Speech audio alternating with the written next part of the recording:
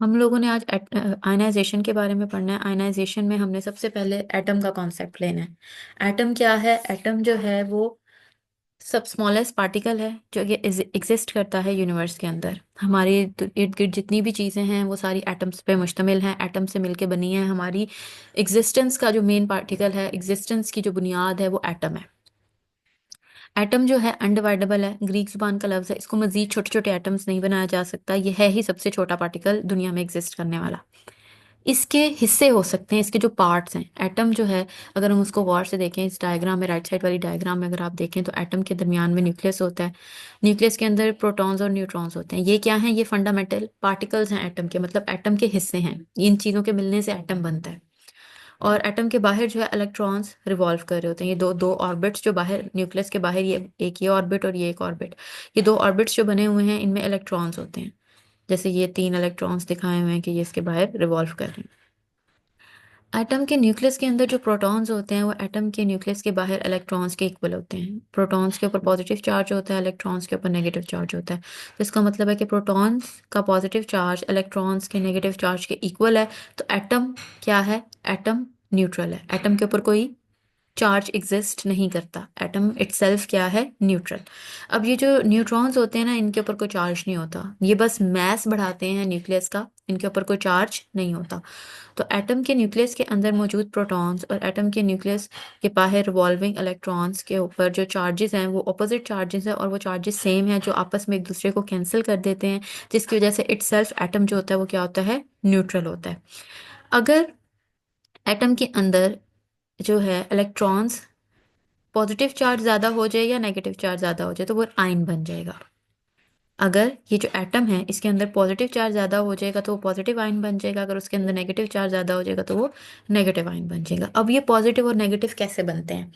सबसे पहले हम बताएंगे आयन क्या होता है। आयन कोई भी ऐसा पार्टिकल जिसके ऊपर पॉजिटिव या नेगेटिव चार्ज होता है। इन केस ऑफ एटम वो आयन कहलाएगा। आयन कैसे बनेगा? इन केस ऑफ केटाइन, जब एक एटम के अंदर से उसका इलेक्ट्रॉन कट ऑफ हो जाता है।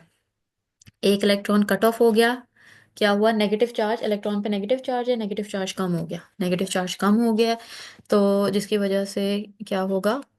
पॉजिटिव चार्ज ज्यादा हो जाएगा। तो जब भी किसी एटम के अंदर से इलेक्ट्रॉन कट हो जाता है तो वो एक कैटाइन बनाता है, और कैटाइन के ऊपर क्या चार्ज होता है? पॉजिटिव। इलेक्ट्रॉन कम हो गया, इलेक्ट्रॉन अपने साथ अपना नेगेटिव चार्ज ले गया। पीछे जो एटम है उसमें पॉजिटिव चार्ज ज़्यादा रह गया है, और इलेक्ट्रॉन के निकलने की वजह से नेगेटिव चार्ज कम हो गया है। तो ये क्या बन जाएगा? एक कैटाइन बन जाएगा। इसके उलट अगर हम लोग एक इलेक्ट्रॉन ऐड कर दें, अगर हम इसके अंदर एक इलेक्ट्रॉन ऐड कर दें, हम सिर्फ इलेक्ट्रॉन्स को ऐड या कट कर सकते हैं। हम लोग अंदर न्यूक्लियस में प्रोटॉन्स तक नहीं जा सकते क्योंकि इसमें बहुत एनर्जी लगती है। इलेक्ट्रॉन में भी एनर्जी लगती है, लेकिन ये हम अप्लाई कर सकते हैं। इस तक पहुंचने के लिए इतनी ज़्यादा एनर्जी लगती है कि वो एनर्जी से फिर हम लोग दूर ही रहते हैं, कि हम लोग इलेक्ट्रॉन्स के साथ ही जो है कट करके या ऐड ऑन करके इसके चार्जेस को इंक्रीज या डिक्रीज करके आयन बना लें। अगर ऐड कर दें हम इलेक्ट्रॉन, अगर हम ऐड करेंगे इलेक्ट्रॉन तो नेगेटिव चार्ज बढ़ जाएगा। तो एडिशन ऑफ इलेक्ट्रॉन के ऊपर एनाइन बनता है। देखें, कट किया आपने इलेक्ट्रॉन तो क्या बना? केटाइन। ऐड किया इलेक्ट्रॉन तो क्या बना? एनाइन। तो जो चीज हो रही है, जो अमल उसके ऊपर हो रहा है, उसी से आपने उसका आयन का नाम महफूज कर लिया। आपने याद रखना है कि जब कट होगा तो केटाइन बनेगा, जब ऐड होगा तो एनाइन बनेगा। तो जब कट होगा तो इलेक्ट्रॉन का नेगेटिव चार्ज कम हो रहा है, प्रोटॉन का चार्ज ज़्यादा रह रहा है, तो कटायन के ऊपर पॉजिटिव चार्ज होता है। और जब ऐड होगा तो इलेक्ट्रॉन ऐड हो रहा है, नेगेटिव चार्ज ज़्यादा हो जाएगा, तो एनायन के ऊपर नेगेटिव चार्ज होता है। तो वो अमल जिसके अंदर ये इलेक्ट्रॉन का रिमूवल या एडिशन होता है, या रिमूवल होगा या एडिशन होगा, इस अमल को कहते हैं आयनाइजेशन। और वो एनर्जी जो रिक्वायर्ड होती है हमें, या तो कट करने के लिए एटम के अंदर से इलेक्ट्रॉन को, या ऐड करने के लिए एटम के अंदर से इलेक्ट्रॉन को, वो एनर्जी कहलाती है आयनाइजेशन एनर्जी। ये हो गई आयनाइजेशन। देन सबसे पहले जो है ये आयनाइजेशन एक्सपेरिमेंट, सबसे पहले हमें कॉन्सेप्ट कैसे पता चला था कि एटम, पहले तो हमें यही पता था ना कि एटम सबसे छोटे पार्टिकल्स हैं, इसके मजीद इसके कोई कॉन्स्टिट्यूएंट्स भी नहीं है, इसके फंडामेंटल पार्टिकल ही नहीं है। लेकिन ये हमें कॉन्सेप्ट कैसे पता चला? जे जे थॉमसन साइंटिस्ट था, उसने 1897 के अंदर डिस्चार्ज ट्यूब एक्सपेरिमेंट किया था। ये उसने एक डिस्चार्ज ट्यूब ली थी। इसके अंदर उसने क्या किया? उसने लो प्रेशर एक गैस डाली, हीलियम गैस। हीलियम गैस उसने ली और उसका प्रेशर लो कर लिया। कितना प्रेशर लो किया? 0.001 मिलीमीटर तक उसने प्रेशर लो कर दिया। ये मिलीमीटर ऑफ मर्करी जो है ना, ये मेजरिंग यूनिट है, कितना प्रेशर, प्रेशर का यूनिट है।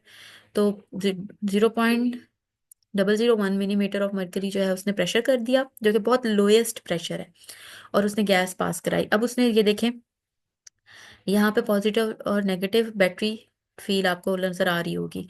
तो उसने बैटरी लगाई, उसने इसके अंदर से इलेक्ट्रिसिटी पास की। जब उसने उसके अंदर से इलेक्ट्रिसिटी पास की ना, तो इलेक्ट्रिसिटी पास करने से जो है डिस्चार्ज ट्यूब के अंदर कुछ पॉजिटिव आइंस क्रिएट हो गए, कुछ नेगेटिव आइंस क्रिएट हो गए। उसने यहाँ पे एनोड लगाया, एक कैथोड लगाया। एनोड के ऊपर पॉजिटिव चार्ज होता है, तो इसके ऊपर सारे के सारे नेगेटिव चार्ज वाले एनाइंस ऐड हो गए। कैथोड के ऊपर नेगेटिव चार्ज होता है, तो इसके ऊपर सारे पॉजिटिव चार्ज वाले कैटाइंस चले गए। तो इस तरीके से जब इसके ऊपर एनाइंस आ गए, इसके ऊपर कैटाइंस आ गए, तो फिर से पता चला, क्योंकि जो है इस रिएक्शन से पार्टिकल्स प्रोड्यूस हुए हैं, पॉजिटिव चार्ज और नेगेटिव चार्ज पार्टिकल्स प्रोड्यूस हुए हैं। और कुछ न्यूट्रल आइंस भी बने, जो कि स्क्रीन के ऊपर डायरेक्ट जाके टकरा गए थे, क्योंकि उनके ऊपर ना पॉजिटिव चार्ज था ना नेगेटिव चार्ज था, तो वो सीधे ही मूव कर गए थे। अब हुआ क्या था? हुआ ये था कि जो गैस है ना, गैस के जो अपने मॉलिक्यूल्स है ना, वो क्या थे? न्यूट्रल, हीलियम न्यूट्रल था। ठीक है, उसके अंदर पॉजिटिव और नेगेटिव इलेक्ट्रॉन और प्रोटॉन जो था वो बराबर था। जैसे ही उसके अंदर से इलेक्ट्रिसिटी पास हुई, इलेक्ट्रिसिटी ने जाके एटम जो है हीलियम के एटम को टकराया, तो कुछ के अंदर से इलेक्ट्रॉन्स निकल गए। टकराने से, इलेक्ट्रिसिटी के एटम के साथ टकराने से, कोलैप्स से, कोलिजन से, जैसे ही वो कोलाइड किया उसने, उसके साथ से क्या हुआ? कुछ के इलेक्ट्रॉन्स जो हैं वो ऐड हो गए, और कुछ में से इलेक्ट्रॉन रिमूव हो गए। तो जब इलेक्ट्रॉन ऐड हुए तो एनाइंस बन गए, जब इलेक्ट्रॉन रिमूव हुए तो कैटाइंस बन गए। अब एनाइंस और कैटाइंस बने कैसे हैं, इसको आइडेंटिफाई करने के लिए हमने यहाँ पे एनोड और कैथोड लगाया। एनोड, जो एनाइंस थे वो इट सेल्फ नेगेटिव चार्ज होता है, तो वो पॉजिटिव चार्ज की प्लेट की तरफ चले गए। और जो कैटाइंस थे वो पॉजिटिव चार्ज था, तो वो नेगेटिव चार्ज की प्लेट की तरफ चले गए। इस तरीके से उसने बताया कि एटम के जो हैं फंडामेंटल पार्टिकल्स एग्जिस्ट करते हैं। अब ये सारा कुछ हम क्यों पढ़ रहे हैं? मेडिसिन में ये एटम और ये मॉलिक्यूल का क्या कॉन्सेप्ट है? अब आपकी बहुत सी मेडिसिन हैं जो कि वीकली एसिडिक होती हैं या वीकली बेसिक होती हैं, मतलब उनके ऊपर पॉजिटिव चार्ज भी हो सकता है, नेगेटिव चार्ज भी हो सकता है। ठीक है, अब हम लोगों ने ये देखना है कि समटाइम्स ये होता है कि बहुत सी ऐसी मेडिसिन हैं जो अगर पॉजिटिव वे में है, अगर उनके ऊपर पॉजिटिव चार्ज है, तो वो आपके लिए बेनिफिशियल है, आपके लिए थेराप्यूटिक है। लेकिन बहुत सी ऐसी मेडिसिन हैं, अगर उनके ऊपर उनका चार्ज बदल दिया जाए, तो ज़रूरी नहीं, कुछ समटाइम्स ये होता है कि अच्छी हो जाती हैं, उनके बेनिफिशियल इफेक्ट्स बढ़ जाते हैं, तो फिर हम लोग उसका जो जिसमें बेनिफिशियल इफेक्ट ज़्यादा होते हैं वो वाला इसकी फॉर्मेट यूज़ करते हैं, पॉजिटिव हो या नेगेटिव हो। लेकिन समटाइम ये होता है कि ड्रग जो है वो पड़ा पड़ा ही उसका अगर स्टेबल स्टेबल नहीं हमने बनाया, फॉर्मुलेशन के टाइम पे हमने उसको स्टेबल नहीं किया, और वो पॉजिटिव फॉर्म से नेगेटिव फॉर्म के अंदर कन्वर्ट हो गया, और उसकी एक फॉर्म से दूसरी फॉर्म या नेगेटिव फॉर्म से पॉजिटिव फॉर्म के अंदर कन्वर्ट हो गया, तो उसकी वो फॉर्म जिसके अंदर वो कन्वर्ट हो गया वो अनस्टेबल है, ये आपके लिए टॉक्सिक है। एक ये चीज़। दूसरी ये चीज़ कि इस पॉजिटिव और नेगेटिव फॉर्म की वजह से ड्रग की जो फार्माकोकाइनेटिक है ना, उसके ऊपर बड़ा इफेक्ट होता है। क्योंकि जैसे ही अब ड्रग जो है पॉजिटिव और नेगेटिव जो है वो पोलैरिटी बताती है। जो मोर पोलर ड्रग्स हैं वो हमारी बॉडी में ज़्यादा अच्छे तरीके से डिस्ट्रीब्यूट हो जाते हैं। जो पोलर ड्रग्स हैं जिनके ऊपर पॉजिटिव नेगेटिव चार्ज है, मोर पोलर, पोलर का मतलब होता है दो पोल्स हो उसमें, एक पॉजिटिव और एक नेगेटिव हो। जो पोलर ड्रग्स हैं वो, क्योंकि हमारा बॉडी जो है वो वाटर कंपार्टमेंट उसमें ज़्यादा है, तो वो ऐसा ड्रग जिसके अंदर पोलैरिटी ज़्यादा है वो बड़ा अच्छे तरीके से डिस्ट्रीब्यूट हो जाएगा। और ऐसा ड्रग जिसके अंदर पोलैरिटी कम है वो अच्छे तरीके से डिस्ट्रीब्यूट ना एब्जॉर्ब होता है ना डिस्ट्रीब्यूट होता है, और उसको एलिमिनेट करने में बड़ा, बॉडी से निकालने में भी बड़ा जो है मुश्किल होती है। तो इस वजह से हम लोग ये पढ़ रहे हैं, क्योंकि हमें ड्रग की पॉजिटिव नेगेटिव और पोलैरिटी के बारे में पता होना चाहिए। हमें ये पता होना चाहिए कि ये ड्रग जो है बॉडी में जाके जो है आयनाइज किस हद तक होगा, या ये अनआयनाइज रहेगा। जैसे एक एग्जांपल है बच्चों, हमारी बॉडी के अंदर जैसे हम एक डिस्प्रिन की गोली खाते हैं। डिस्प्रिन क्या था? हमने पढ़ा था एसिटाइल सैलिसाइलिक एसिड है। एसिटाइल सैलिसाइलिक एसिड जो है इटसेल्फ मेडिसिन नहीं है, मतलब ये जो आप डिस्प्रिन खाते हो ये इटसेल्फ मेडिसिन नहीं है। जब आप ये खा लेते हो, खाने के बाद ये आयनाइज होती है बॉडी के अंदर जाके, ये बनाती है सैलिसाइलिक एसिड और एसिटिक एसिड आपकी बॉडी के अंदर जाके। ये जो सैलिसाइलिक एसिड बनाती है ना, तोड़ के आयनाइज होके, ये सैलिसाइलिक एसिड जो है आपके लिए फायदेमंद है। इटसेल्फ एसिटाइल सैलिसाइलिक एसिड आपके लिए बेनिफिशियल नहीं है। तो इस कॉन्सेप्ट को समझने के लिए, डिग्री ऑफ आयनाइजेशन को समझने के लिए कि बॉडी के अंदर ड्रग जाके टूटे और अपना काम दिखाए, और बॉडी के अंदर ड्रग जाके डिस्ट्रीब्यूट हो, एब्जॉर्ब हो, ये काम दिखाए, इस वजह से हमें हर ड्रग की डिग्री ऑफ आयनाइजेशन का पता होना चाहिए। और हर ड्रग के अंदर एटम है, तो हम लोगों को ये एटम, इलेक्ट्रॉन, प्रोटॉन वाला कॉन्सेप्ट हमें पता होना चाहिए। ठीक है। एक तो ये चीज़ हो गई ड्रग की फॉर्मुलेशन, क्योंकि जो ड्रग एब्जॉर्ब होगी तो उसके बाद ही उसकी बायोअवेलेबिलिटी आएगी ना, और फिर वो हमारी बॉडी के अंदर रिसेप्टर के साथ बाइंड करके असर दिखाएगी। पहली चीज़ ये हो गई। दूसरी चीज़ जो है वो ये है कि जब ये डिस्चार्ज ट्यूब एक्सपेरिमेंट होता है, तो ये बिल्कुल न्यूट्रल एटम्स होते हैं ना, ये शुआओं की शक्ल में जाके स्क्रीन के साथ टकराते हैं, जिनके ऊपर कोई चार्ज नहीं होता। अब हर हीलियम के एटम ने तो नहीं ना एब्जॉर्ब और लूज किया इलेक्ट्रॉन, कुछ कुछ बगैर एब्जॉर्ब किए और लूज किए रह जाते हैं। कुछ मतलब ना किसी में, कुछ ऐसे भी एटम होते हैं ना जिसमें एडिशन हुई है ना जिसमें लॉस हुआ है, ना कट हुए हैं इलेक्ट्रॉन्स ना एडिशन हुई है, वो जाके डायरेक्ट जाके स्क्रीन के साथ टकराते हैं, क्योंकि ये न्यूट्रल है अभी भी। तो ये जो है ना, ये शुआ की रे की शक्ल में, रे ऑफ लाइट शुआ की शक्ल के अंदर जाके टकराते हैं। अब इस कॉन्सेप्ट को यूज करके हम लोग रेडिएशंस बनाते हैं, इसको रेडिएशन कहते हैं। अब इस रेडिएशन के कॉन्सेप्ट को यूज करके आपकी जितनी भी रेडियोग्राफी की पूरी एक फील्ड है जिसके अंदर एक्सरेज आते हैं, बॉडी इमेजिंग आती है, ये सारा, उसके अलावा इन्हीं शुआओं को यूज करके, इन्हीं रेडिएशंस को यूज करके हम लोग न्यू से न्यू एग्रीकल्चर के अंदर भी म्यूटेशन कॉज कर सकते हैं। अब हम लोग देखते हैं मार्केट में जाते हैं तो 2 या 3 स्पीशीज को मिक्स करके एक तीसरी स्पीशी बनाई होती है, 2 या 3 फ्रूट्स को मिक्स करके एक नए नए फ्रूट बनाए। तो कैसे बनाए हुए हैं? हम लोगों ने जेनेटिक म्यूटेशन किया हुआ है, हम लोगों ने रेडिएशंस को जो है वो यूज करके हम लोगों ने न्यू से न्यू और इम्प्रूव्ड स्पीशीज बनाई हुई हैं। इवन के एक एक टाइम ऐसा आया था कि जो जेनेटिक डिसऑर्डर्स हैं, ह्यूमन टू ह्यूमन, नस्लों से नस्लें, एक जैसे कुछ ह्यूमंस के अंदर जेनेटिक डिसऑर्डर्स होता है, फैमिलीज के अंदर चल रहा होता है, जैसे आंखें नहीं है, बच्चा पैदा होता है उसकी आंखें डेवलप नहीं हुई होती, बच्चा पैदा होता है उनके कान ही नहीं बने होते, ये कुछ हैं ऐसे बहुत। कुछ पेरिफ्रीज में भी होते हैं, और कुछ डाउन सिंड्रोम वाले बच्चे, इस तरीके से ना कुछ जेनेटिक डिसऑर्डर्स होते हैं जो कि फैमिलीज में नस्ल दर नस्ल चली जा रहे होते हैं। तो जेनेटिक डिसऑर्डर्स के लिए भी पहले जो है ना, बायोलॉजी में जेनेटिक डिसऑर्डर्स के लिए भी रेडिएशंस को यूज करके म्यूटेशंस कॉज की गई थी, मतलब चेंज कॉज किया गया था। लेकिन फिर लोगों ने जब देखा, लोगों ने ये देखा कि भाई अगर बीमारी खत्म की जा सकती है जेनेटिक म्यूटेशन कॉज करके, सेल के अंदर से जो डिफेक्टिव जीन है उसके ऊपर रे डाल के, उसको रे से टकरा कर उस जीन को खत्म कर दिया जाएगा, और उस फिर न्यू स्पीशी के अंदर वो बीमारी नहीं आएगी। तो अगर ये कॉन्सेप्ट है, तो फिर हम तो अगर बीमारी खत्म कर सकते हैं तो हम न्यू अच्छी चीजें भी तो ऐड ऑन कर सकते हैं। फिर लोगों ने ना ये चीजें, कि बच्चे की इंटेलिजेंस बहुत अच्छी हो, आईज कलर्ड हो, फेशियल फीचर्स बहुत अच्छे हों, बॉडी पोस्चर बड़ा अच्छा हो, बॉडी जो है मैस बड़ा अच्छा हो, और उसकी मतलब इस तरीके से ना ऐड ऑन करवाने की कोशिश की थी। तो ये 2017 या 18 की बात है, ये प्रैक्टिस को बिल्कुल ही खत्म कर दिया गया था बाय बुक्स, जेनेटिक म्यूटेशन वाले को।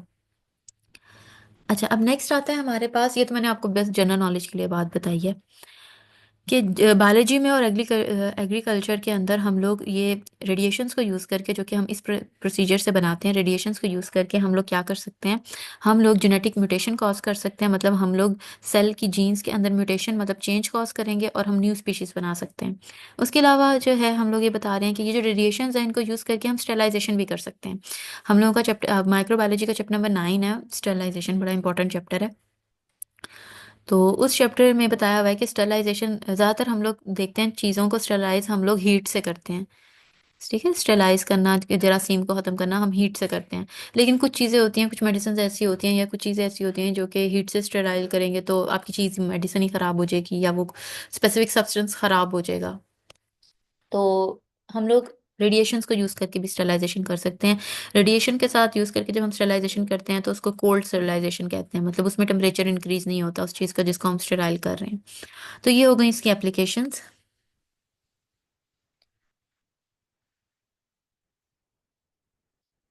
किसी को कोई सवाल है इसमें से तो पूछ लें।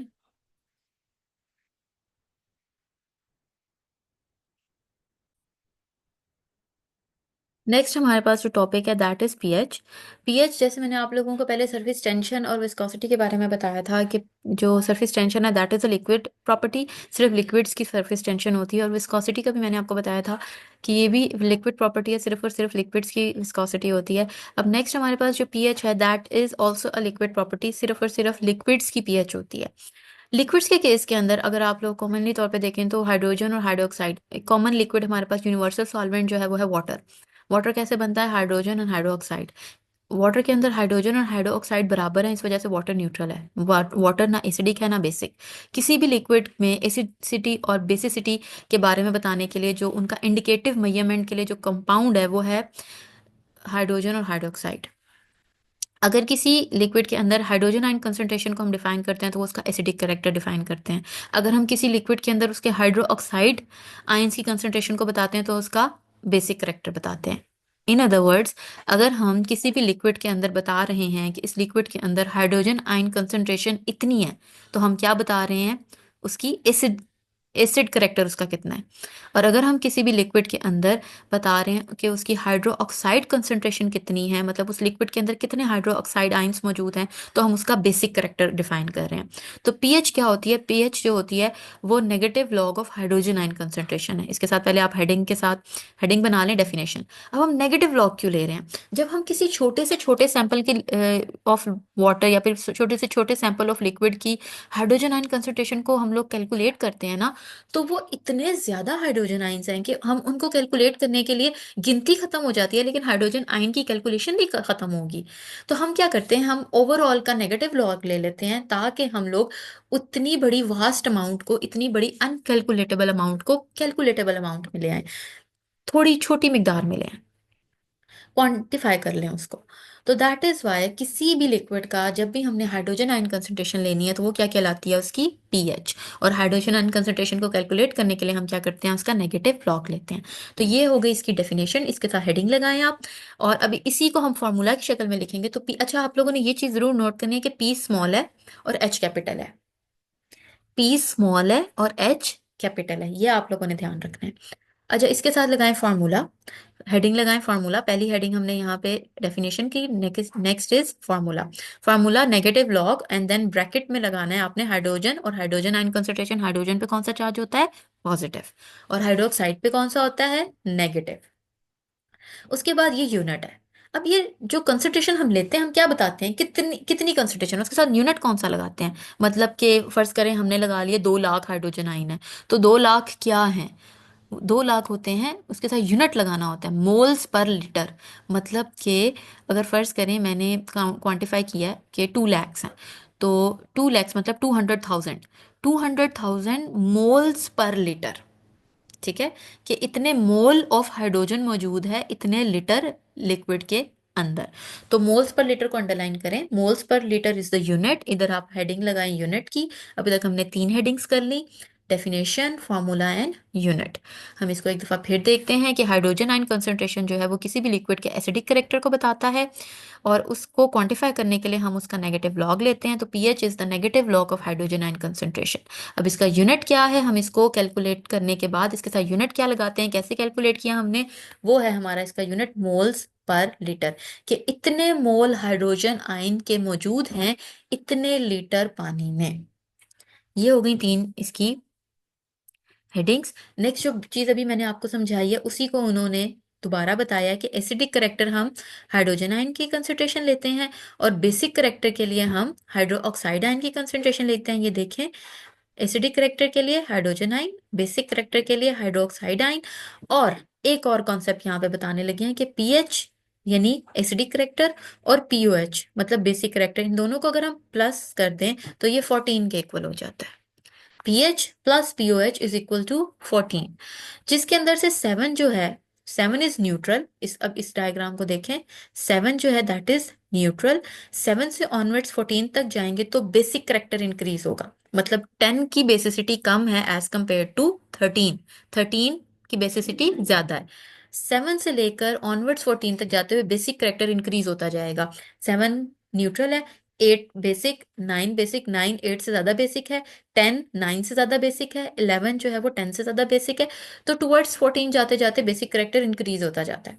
उसके बाद जब हम लोग 7 to 1 देखते हैं तो 1 की तरफ जाते हुए एसिडिक करेक्टर इंक्रीज होता है। जैसे 7 इज न्यूट्रल, 7 से 6 पे जाएंगे 6 इज एसिडिक, 6 to 5 जाएंगे 5 is more acidic than 6, and then onwards ऐसे चलता रहेगा कि टुवर्ड्स 1 तक जाते वक्त हमारा जो एसिडिक करेक्टर है वो इंक्रीज होता जाएगा। तो जो सबसे मोस्ट एसिडिक है दैट इज 1। ये चीज आप लोगों को समझ आई है? अब आप लोगों को जब क्वेश्चन आएगा तो आप लोगों ने ऊपर की 3 हेडिंग्स, देन ये एक्सप्लेनेशन। मोस्टली जो वाटर है उसके अंदर मैंने आपको बताया था कि hydrogen ion and hydroxide ion equal है। तो ये क्या हुआ, हाइड्रोजन और हाइड्रोक्साइड आयन एक दूसरे को जो है वो न्यूट्रल कर देंगे। तो वाटर की पीएच इज 7। इसको अंडरलाइन करें कि वाटर की पीएच 7 होती है, वाटर इज न्यूट्रल ना। उसके अंदर अगर किसी भी लिक्विड के अंदर हाइड्रोजन आयन ज्यादा है तो वो एसिडिक करेक्टर ज्यादा हो रहा है उस लिक्विड का। अगर किसी लिक्विड के अंदर हाइड्रोक्साइड आयन ज्यादा है तो उसका बेसिक करेक्टर इंक्रीज हो रहा है। ठीक है, हमें ज्यादातर लिक्विड्स दिए जाते हैं और हमें बताया जाता है कि इसको इसका एसिडिक करेक्टर आप डिफाइन कर दें या इसका बेसिक करेक्टर आप डिफाइन कर दें। तो दैट इज वाई आज हम लोगों ने पीएच का कॉन्सेप्ट लिया। इंशाल्लाह हम लोग नेक्स्ट लेक्चर में जो है पीएच की डिटर्मिनेशन और बफर साथ इकट्ठा करेंगे। क्योंकि ना पीएच आज पढ़ाने के बाद बफर मैं आपको आज नहीं पढ़ा सकूंगी, और अगर मैंने आपको कल बफर कराना है तो मुझे आपको पीएच दोबारा कराना पड़ेगा। तो आज के लिए जो पीएच का ये स्टार्टिंग है, ये 5 नंबर का सवाल, जिसके अंदर डेफिनेशन, फॉर्मूला, यूनिट, 3 हेडिंग्स ये हैं। देन कैलकुलेशन का अगर आप लोगों ने करना है तो कर लें, नहीं तो आप लोगों ने ये जरूर लिखना है pH plus pOH is equal to 14। इसको अंडरलाइन करें, या आपने यहाँ से इसको बॉक्स अंडरलाइन कर लें, या आपने जरूर करना है। देन इसकी एक्सप्लेनेशन है, एक्सप्लेनेशन में आपने बताना है इसी चीज को, pH plus pOH is equal to 14 को आपने एक्सप्लेन करना है। ठीक है, जिसमें आपने बताना है कि 7 is neutral, towards 14 basic character increase हो रहा है और टुवर्ड्स 1 एसिडिक करेक्टर इंक्रीज हो रहा है। और इसको ओवरऑल आप लोगों ने इसको ऐसे ड्रॉ भी करना है और इसी को फिर आप लोगों ने एक्सप्लेन कर देना है। ये आपका प्रॉपर एक पीएच का एक क्वेश्चन है, और इसमें आपने ये ध्यान रखना है कि पी जो है वो स्मॉल है और एच कैपिटल है, और पीएच जो है वो एक लिक्विड प्रॉपर्टी है। इस चीज का आपने ध्यान रखना है। इंशाल्लाह नेक्स्ट लेक्चर के अंदर ना ये चैप्टर हम कंप्लीट करवाएंगे। बच्चे, ये आप लोगों के ना जो क्वेश्चंस है ना, ये सारे के सारे आपको शॉर्ट क्वेश्चंस आने हैं 5 मार्क्स के, लेकिन ये एक्चुअल होते लॉन्ग क्वेश्चंस ही हैं।